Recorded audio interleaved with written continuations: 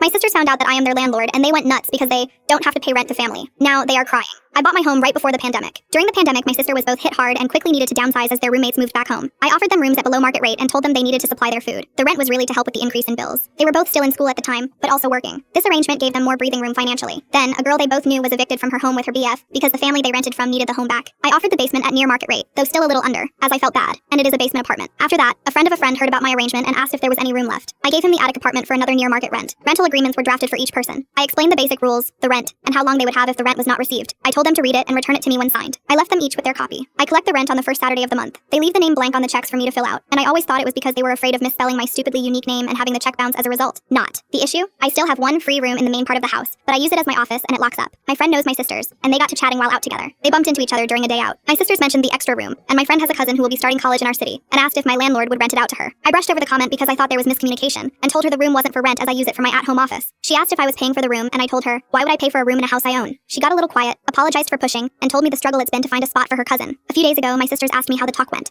and I said it was okay, but her cousin won't be moving in. They asked why, and I explained to them the situation above. They suggested I move my office to my bedroom or the main room and stop paying rent for an extra room to save costs. When I asked what they meant, they said, well, you do pay rent for the extra space, right? No. I then asked if they knew I was the landlord, and they were floored. They went off on me about how I should have told them, and that they shouldn't have to be paying rent to family. I told them the rent was to cover their increase in bills. I wasn't going to house them for free when they made enough to cover a fair share of the shared expenses. If they would rather full market rent on the rooms they were currently in, I could arrange that come renewal. By now they could afford it with their jobs, and having saved money on rent for 5 years. They called me an asshole for holding rent above their heads. This then leaked to the tenants as they talked about the issue to their friends in the basement. They came to me to ask that I lower the rent, as if being friends with my sisters was reason enough, as I was the landlord, and not somebody they didn't know. The deal they had no longer seems in their favor. I told them they had until December to decide if they wanted a renewal because it was not going to be lowered. They are now acting like I am kicking them out, when all I said was now that they fully understand their position they needed to choose to stay, as with current costs and annual adjustments as needed as was our agreement, or begin the process of looking as rent prices have skyrocketed, and it's much harder to find a place. The adjustments do not include knowing I am the landlord. My attic tenant asked if I was cleaning house, and begged me not to kick him out. I explained it all in detail, and he was like, wait, I always knew you were my landlord, because it's in the rental agreement. My sisters and other pair of tenants started up a group chat to bitch about me being so uncompromising and greedy. They were coming up with ideas to not pay rent,